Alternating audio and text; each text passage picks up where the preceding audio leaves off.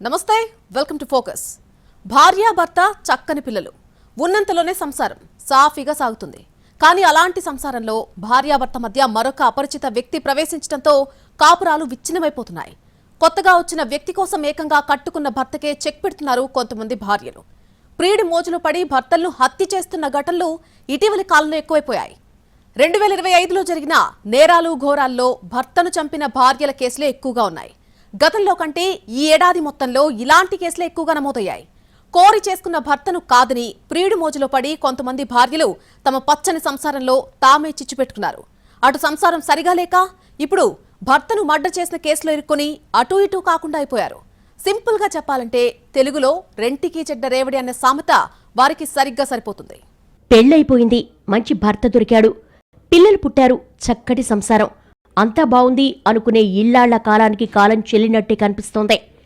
భర్త చక్కటి సంసారం ఉన్నా ఏదో కావాలి అని కొంతమంది భార్యలు ప్రియుడి మోజులో పడిపోతున్నారు. అంతేకాదు, ప్రియుడి బలం చూసుకుని కట్టుకున్న వాణ్ణి కడతీర్చేస్తున్నారు. అలాంటి ఘటనలే 2025లో ఎక్కువగా జరిగాయి. కొన్ని ఘటనలు దేశవ్యాప్తంగా తీవ్ర సంచలనం సృష్టించాయి. అందులో ఒకటి మేఘాలయ హనీమూన్ మర్డర్. ఈ కేసులో మరీ దారుణం. పెళ్లైన 11 రోజుల్లోనే భర్తను కడతీర్చింది భార్య సోనం. ఇందౌర్కు చెందిన 29 ఏళ్ల రాజా రఘువంశీ 27 ఏళ్ల సోనంకు మే 11న పెళ్లి జరిగింది. మే 20న మేఘాలయకు హనీమూన్ కోసం బయలుదేరి వెళ్లారు. వాళ్ళిద్దరూ మే 23న కనిపించకుండా పోయారు. వారి ఫోన్లు కూడా పనిచేయకపోవడంతో కుటుంబ సభ్యుల్లో ఆందోళన మొదలైంది. వారి కోసం పోలీసులకు ఫిర్యాదు చేశారు. ఓవైపు పోలీసులు స్థానికులతో పాటు మరోవైపు కుటుంబ సభ్యులు గాలింపు చర్యలు స్టార్ట్ చేశారు.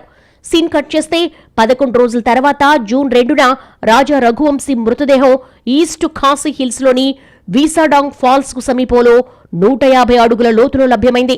కానీ భార్య సోనం మాత్రం కనిపించలేదు. ఆమె కూడా చనిపోయి ఉంటుందని అంతా భావించారు. హనీమూన్ కోసం మే 20న ఇంటి నుంచి బయలుదేరిన కొత్త జంట అసోం రాజధాని గౌహటి మీదుగా షిల్లాంగ్ వెళ్లారు. షిల్లాంగ్ వెళ్లే ముందు గౌహటిలో కామాఖ్య అమ్మవారిని దర్శించుకున్నారు. మే 22న వారు తూర్పు ఖాసీ హిల్స్ జిల్లాలోని నొంగ్రియాట్ గ్రామంలోని శివరా హోంస్టేలో చెక్-ఇన్ చేశారు. మే 23న వారు హోంస్టే నుంచి చెక్అవుట్ చేసి సోహ్రాలోని డబుల్ డెక్కర్ లివింగ్ రూట్ బ్రిడ్జిను సందర్శించడానికి బయలుదేరారు. ఆ రోజే వారు అదృశ్యమయ్యారు. వారి అద్దె స్కూటర్ షిల్లాంగ్ సోహ్రా రోడ్డు పక్కన ఒక కేఫ్ వద్ద కీతో సహా వదిలేసిన స్థితిలో లభ్యమైంది. మే 23న జంట అదృశ్యమైన 11 రోజుల తర్వాత అంటే జూన్ 2న మేఘాలయ పోలీసులు డ్రోన్ సహాయంతో సోహ్రాలోని వీసాడాంగ్ జలపాతం సమీపంలో ఒక లోయలో రాజా రఘువంశీ మృతదేహాన్ని గుర్తించారు. అతడి శరీరం కుళ్లిపోయిన స్థితిలో లభ్యమైంది. కుడి చేతిపై ఉన్న రాజా అనే టాటూ ద్వారా అతన్ని గుర్తించారు. మృతదేహం పక్కన ఓ కత్తి, నైట్ షర్ట్, కొన్ని tablets, mobile phone screen, smart watch లభ్యమయ్యాయి. అంతేకాదు, డెడ్ బాడీపై కత్తిపోట్లు ఉన్న ఆనవాళ్లు కనిపించడంతో రాజాను ఎవరో హత్య చేశారని పోలీసులు గుర్తించారు. ఈ కేసులో వైఫ్ సోనం కోసం పోలీసులతో పాటు రెస్క్యూ టీమ్స్ గాలించాయి. అయితే సోనం ఉత్తరప్రదేశ్లోని ఘాజీపూర్లో పోలీసుల ఎదుట లొంగిపోయింది. డెడ్ బాడీపై కత్తిపోట్లు ఉన్న నేపథ్యంలో హత్య కేసుగా నిర్ధారించిన పోలీసులు అనుమానంతో సోనం కాల్ డేటాను పరిశీలించారు. దీంతో ఆమె హత్య చేయించిందనే నిర్ధారణకొచ్చారు. ఆ తర్వాత ఆమెను అరెస్టు చేసినట్టుగా మేఘాలయ డీజీపీ వెల్లడించారు. ఈ హత్యలో ఆమెకు సహకరించిన 3గురిని పోలీసులు అరెస్ట్ చేశారు. రఘువంశీని చంపేందుకు అతడి భార్య సోనం కాంట్రాక్ట్ కిల్లర్స్ కు పెద్ద మొత్తంలో నగదిచ్చినట్టుగా విచారణలో అంగీకరించింది. దీంతో 14 రోజుల తర్వాత హనీమూన్ జంట అదృశ్యమైన కేసులో మిస్టరీ వీడింది. సోనం గుప్తాకు వివాహానికి ముందే తన ఆఫీసులో పనిచేస్తున్న సహోద్యోగి రాజ్ కుష్వాహాతో పరిచయం ఉంది. వాళ్ళిద్దరూ తరచూ ఫోన్లో మాట్లాడుకునేవారని రాజా రఘువంశీ సోదరుడు నిపుల్ రఘువంశీ చెప్పారు.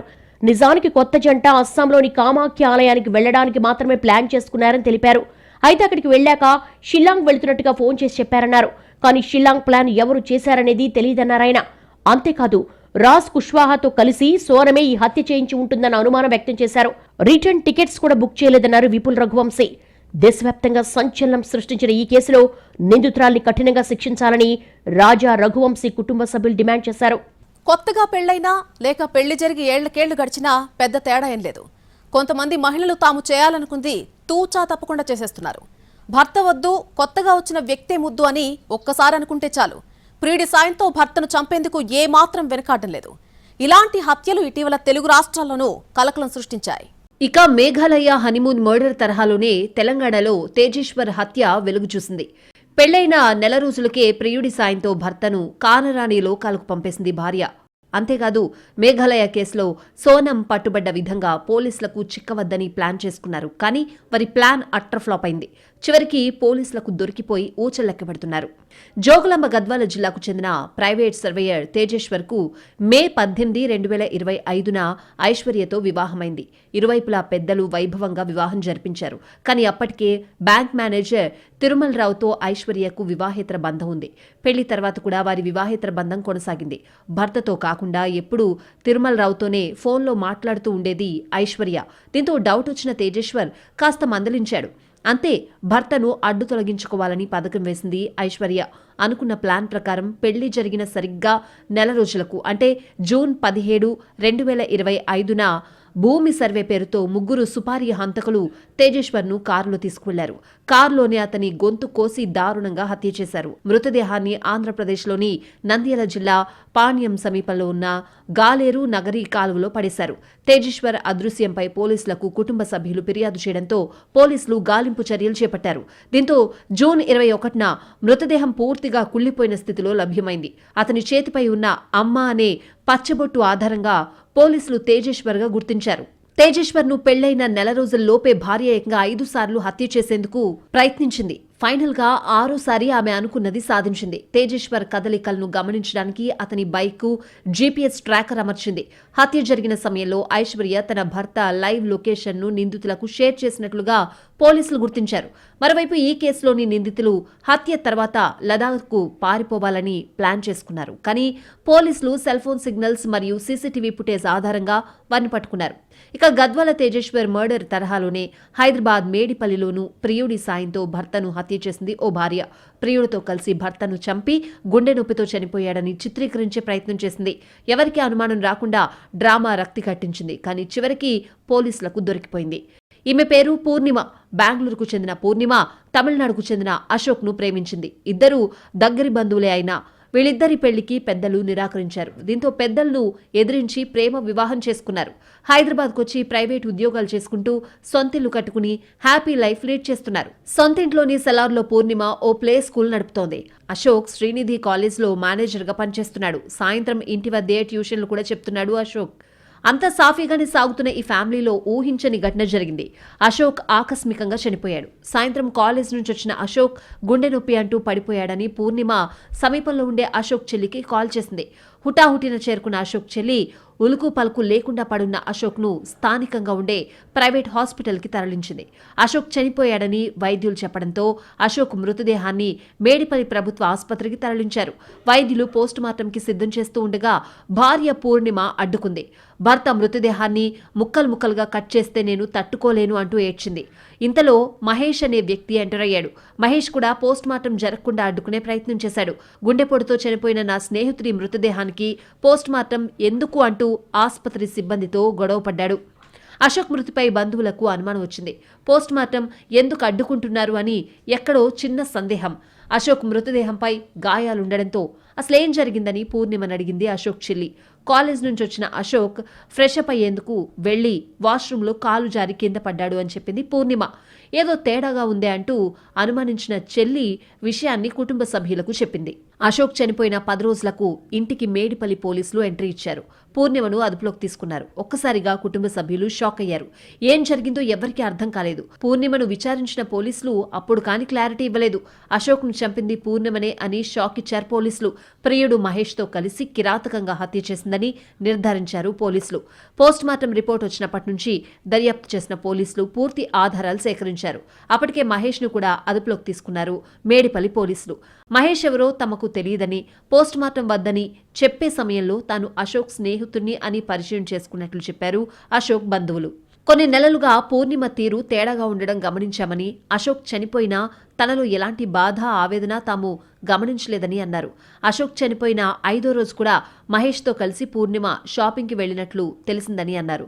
2 రోజుల క్రితం ఇంటికొచ్చిన మహేష్ 3 గంటల పాటు టెర్రస్పై పూర్ణిమతో మాట్లాడి ఏదో లెటర్ రాసినట్లు తెలిసిందని అంటున్నారు. మహేష్తో వివాహితర సంబంధం పెట్టుకున్న పూర్ణిమ నెల రోజుల ముందు నుంచే అశోక్ హత్యకు ప్లాన్ చేసినట్లు తెలుస్తోంది.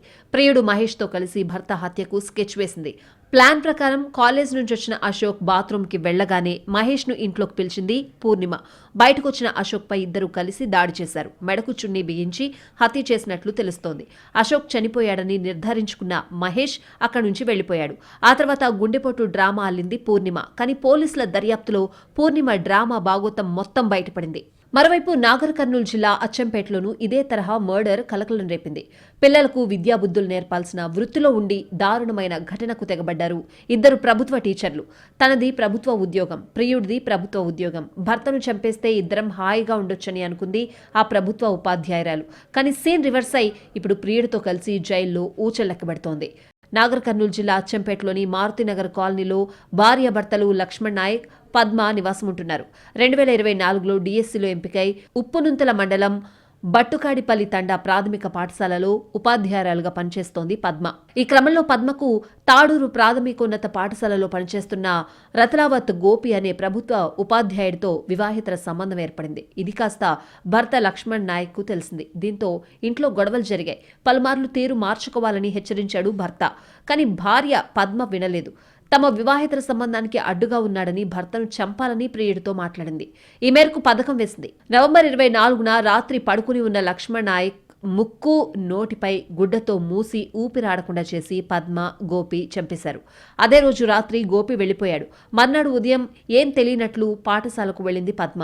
ఇంటి యజమానికి ఫోన్ చేసింది. తన భర్తకు ఎంత ఫోన్ చేసినా ఎత్తడం లేదని, తనకు భయంగా ఉందని దొంగేడుపు ఏడుస్తూ ఆందోళనగా నటించింది. తాను ఇంటికి రాగానే ఇంట్లో భర్త చనిపోయి ఉన్నాడని నమ్మించేందుకు ప్రయత్నించింది. అయితే మృతుడు లక్ష్మణ్ నాయక్ తమ్ముడికి అనుమానం వచ్చి పోలీసులకు ఫిర్యాదు చేశాడు. తమదైన శైలిలో విచారణ జరిపిన పోలీసులు వివాహితర సంబంధం వల్లే హత్య జరిగిందని గుర్తించారు. వాస్తవాలను రాబట్టి పద్మ, గోపిల్ను అరెస్ట్ చేసి రిమాండ్కు తరలించారు. దేశవ్యాప్తంగా చాలా కేసుల్లో భర్తలను మర్డర్ చేయడానికి ప్రధాన కారణం వివాహేతర బంధాలే. ఈ బంధాల మోజులో పడి కుటుంబ బంధాలను, బాంధవ్యాలను కూడా కాదనుకుంటున్నారు కొంతమంది. అనాలోచిత చర్యల వల్ల తమ కాపురాల్లో తామే చిచ్చురాజేసుకుంటున్నారు. చివరికి వారి పనుల కారణంగా కుటుంబాలు విచ్ఛిన్నమే కాకుండా పిల్లలు అనాథలైపోతున్నారు. తండ్రి చనిపోవడం, తల్లి జైలుకు వెళ్లడంతో పిల్లల ఆలనా పాలనా లేని వారుగా మిగిలిపోతున్నారు. 2025 సంవత్సరంలో భర్తలను భార్యలు చంపిన కేసులు ఎక్కువగా ఉన్నప్పటికీ ఈ తరహా మర్డర్లు ఎప్పటినుంచో జరుగుతున్నాయి. ఎప్పుడో 2017లో నాగర్ కర్నూలు జిల్లాలో జరిగిన మర్డర్ అప్పట్లో తీవ్ర సంచలనం సృష్టించింది. భర్త సుధాకర్ రెడ్డిని హతమార్చడమే కాకుండా ప్రియుడికి ప్లాస్టిక్ సర్జరీ చేయించి భర్త స్థానంలోకి అతన్ని తీసుకురావాలని పథకం వేసింది నాగర్ కర్నూలు జిల్లాకు చెందిన మహిళ స్వాతి. కానీ అనూహ్యంగా గుట్టు బయటపడడంతో అడ్డంగా దొరికిపోయింది. ఈ కేసులో ప్రధాన నిందితుడు ప్రియుడు రాజేష్ను ఆధార్ అడ్డంగా పట్టించింది. నాగర్ కర్నూలు జిల్లాకు చెందిన సుధాకర్ రెడ్డి, స్వాతి ప్రేమించి పెళ్లి చేసుకున్నారు. వారికి ఇద్దరు పిల్లలు కూడా ఉన్నారు. గతంలో హైదరాబాద్లోని ఓ ప్రైవేట్ సంస్థలో పనిచేసిన సుధాకర్ నాగర్ కర్నూలుకు వచ్చి స్థిరపడ్డాడు. వ్యాపారం విషయంలో తీరిక లేకుండా సుధాకర్ రెడ్డి తిరగడంతో భర్త తనను పట్టించుకోవడం లేదనే ఉద్దేశంతో స్వాతి అడ్డదారి తొక్కింది. 2 ఏళ్ల నుంచి నాగర్ కర్నూలుకు చెందిన ఫిజియోథెరపిస్ట్ రాజేష్తో వివాహితర సంబంధం కొనసాగించింది. దీని గురించి సుధాకర్ రెడ్డికి తెలియడంతో అతన్ని హత్య చేయాలని పథకం వేసింది. సుధాకర్ రెడ్డి నిద్రలో ఉండగా ప్రియుడు రాజేష్ను పిలిపించింది స్వాతి. అతని మెడపై మత్తు ఇంజెక్షన్ ఇచ్చాడు రాజేష్. సుధాకర్ రెడ్డి అరుపులు బయటకు వినపడకుండా పక్కనే ఉన్న స్వాతి అతని నోరు నొక్కి పట్టుకుంది. రాజేష్ తన వెంట తెచ్చుకున్న ఇనుపరాడ్తో సుధాకర్ తలపై గట్టిగా కొట్టి చంపేశాడు. భర్తను చంపేసిన తర్వాత ఆ స్థానంలో ప్రియుడిని రప్పించాలని ప్లాన్ చేసింది స్వాతి. అయితే భర్తను అందరూ చూశారు కాబట్టి ప్రియుడి ముఖం గుర్తుపట్టకుండా ఉండేలా జాగ్రత్త పడ్డారు. అందుకు ఇద్దరు కలిసి సినిమా తరహాలో కట్టుకదల్లారు. ముందుగా సుధాకర్ రెడ్డి శవాన్ని మాయం చేశారు. భర్త కారులోనే శవాన్ని తీసుకువెళ్లి నవాబ్పేట మండల పరిధిలోని ఫతేపూర్ మైసమ్మ అడవిలో కాల్చివేశారు. ముందుగా అనుకున్న పథకం ప్రకారం హత్య జరిగిన మరుసటి రోజు నాటకానికి తెరలేపారు. స్వాతి ఇంట్లోనే ప్రియుడు రాజేష్ స్వయంగా ముఖంపై పెట్రోల్ పోసుకుని నిప్పంటించుకున్నాడు. అతని ముఖం గుర్తుపట్టలేనంతగా కాలిపోయింది. స్వాతి ఎవరికీ చెప్పకుండా అతన్ని ఆసుపత్రికి తరలించింది. ప్లాస్టిక్ సర్జరీ ద్వారా రాజేష్ను తన భర్త అని నమ్మించాలనుకుంది. తన తరపు బంధువులకు సుధాకర్ రెడ్డిపై యాసిడ్ దాడి జరిగిందని చెప్పింది. దీంతో సుధాకర్ రెడ్డి సోదరుడు పోలీసులకు ఫిర్యాదు చేశాడు. పోలీసులు రాకముందే ప్రియుడిని హైదరాబాద్లోని ఓ ప్రైవేట్ ఆసుపత్రిలో స్వాతి జాయిన్ చేసింది. ఐసీయూలో చికిత్స పొందుతున్న వ్యక్తి తమవాడేనని సుధాకర్ రెడ్డి తల్లిదండ్రులు, బంధువులు నమ్మారు. కానీ సుధాకర్ రెడ్డిని పరామర్శించేందుకు సోదరుడు సురేందర్ రెడ్డి ఆసుపత్రికి వచ్చారు. ఐసీయూలో ఉన్నది సుధాకర్ రెడ్డి కాదని ఆయన గుర్తించారు. దీంతో చికిత్స పొందుతున్న ప్రియుడి వేలి ముద్రలను పోలీసులు ఆధార్ స్కానర్ ద్వారా పరీక్షించారు. దాంతో అసలు గుట్టు బయటపడింది.